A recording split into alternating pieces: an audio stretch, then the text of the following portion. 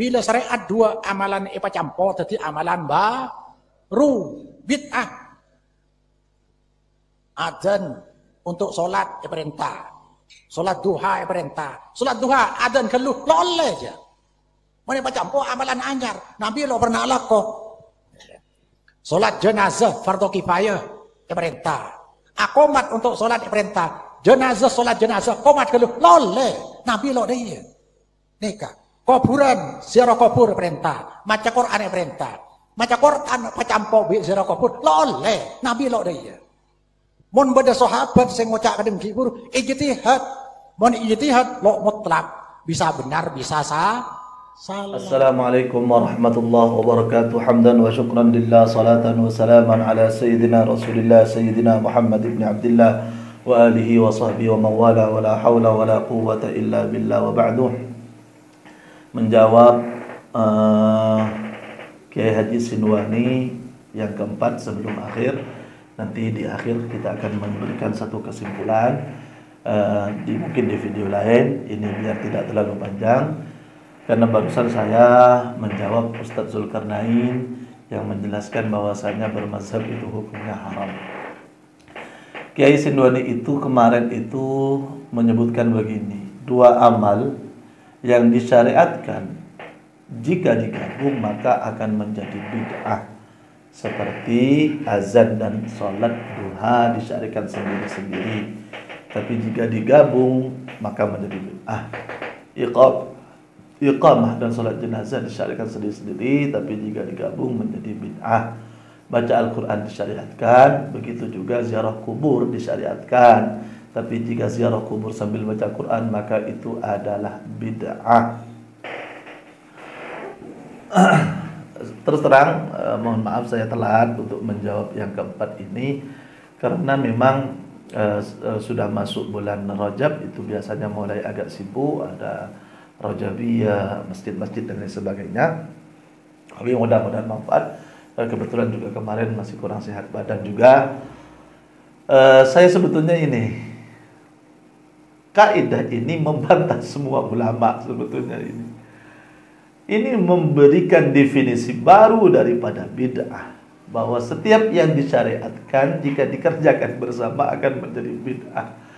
Sama sekali, bahkan yang tidak ada, yang ulama-ulama Wahabi yang mengatakan bahwasanya bid'ah itu tidak dibagi kullu bid'atin dhalalah, tidak ada yang mendefinisikan seperti ini.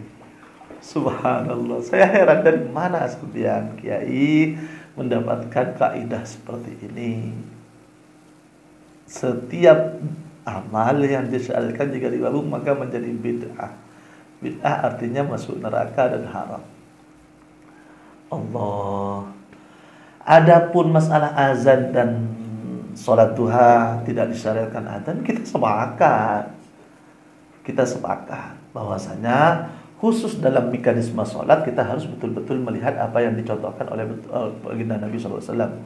Kalau tidak dicontohkan maka itu tidak disyariatkan. Karena sholat duha tidak disyariatkan azan, ya udah kita tidak azan. Sallu kama ra'aitumuni usolli. Sebagaimana haji Rasulullah sallallahu alaihi wasallam berkata bahwasanya khudhu anni manasikakum, sama dengan salat jenazah itu tidak usah iqamah, tidak usah azan dan lain sebagainya. Walaupun ada perbedaan pendapat dalam masalah ini ketika ada seseorang yang mengatakan seperti di Mekah itu as-salatu 'alal mayyitil hadir yarhamukumullah, nida disebut dengan nida. Ada perbedaan ulama. Adapun membaca Al-Quran disyariatkan, itu juga ziarah kubur juga disyariatkan, maka tidak boleh digabung. Ini aneh sebetulnya, karena tidak ada perintah batas dari Nabi Muhammad. Bahkan Nabi Muhammad suruh membaca Al-Quran kapanpun, dimanapun, selama tempat itu bukan tempat jorok, bukan tempat kotoran dan lain sebagainya. Maka ini adalah aneh sebetulnya. Walaupun ada beberapa ulama yang mengatakan bahwasanya membaca Quran di kuburan itu tidak bagus, tidak boleh, karena bukan karena penggabungan ini, bukan masuk pada kaidah ini, tapi karena memang menjadikan martabat Al-Quran itu lebih rendah menurut pendapat ini, sebagaimana disebutkan dalam Darul Ifta Jordania di Syekh Noh Ali Salman. Tapi ulama-ulama lain juga mengatakan bahwa itu tidak apa-apa, memang tidak ada larangan dan sebagainya. Itu furu'iyah atau contoh-contoh itu kita sudah membacanya dalam kitab-kitab fikih. Tapi kaidah ini betul-betul ngawur, betul-betul tidak ada, dan membantah semua pendapat ulama, baik itu Asy-Syatibi, Ibnul Hajj yang mengatakan bahwasanya bid'ah itu tidak dibagi menjadi dua. Adapun bid'ah dibagi dua menjadi hasanah dan mazmumah itu, atau mahmudah dan mazmumah, saya sangat heran sebetulnya kepada Anda dan orang-orang yang sesama pendapat dengan Anda. Katanya ittiba Al-Quran wal hadis ala fahmi salafil ummah. Salafil ummah itu yang paling masyhur dan paling kuat mengikuti apa yang ada dalam hadis Rasulullah SAW, khairul quruni qarni, thumma alladhi tali, thumma alladhi talihi, atau thumma alladhi yalih. Thumma alladhi yalih, yakni 3 abad pertama. Dan Imam Asy-Syafi'i, Imam Ahmad bin Hanbal itu termasuk, Imam Syafi'i termasuk adalah salaf, ulama salaf. Dan yang menyebutkan bid'ah itu ada 2, ternyata Imam Asy-Syafi'i. Saya bisa minta ke sampean, adakah satu ulama yang mengatakan bahwa bid'ah itu tidak boleh dibagi sebelum Imam Syafi'i? Tidak ada. Mereka hanya tidak memberi penjelasan itu. Tapi Imam Syafi'i menjelaskan dengan tegas bahwa bid'ah itu menjadi bid'ah hasanah atau mahmudah, dan bid'ah mazmumah jika sesuai dengan syariat maka mahmudah, jika bertentangan dengan syariat maka itu mazmumah.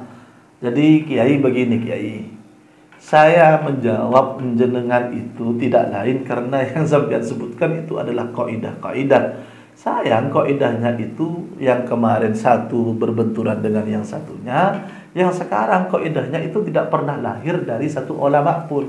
Sedangkan kaidah itu jika dipraktekkan nanti akan melahirkan hukum-hukum yang sangat banyak. Maka sampean akan membuat satu kerancuan dengan satu kaidah yang tidak jelas. Tolong sebutkan dari mana sampean mendapatkan kaidah ini. Padahal kaidah ini tidak pernah disebutkan oleh para ulama, bahkan ulama-ulama jenengan, ulama-ulama yang ikut oleh jenengan. Jadi itu mungkin yang ingin saya sampaikan. Kita nanti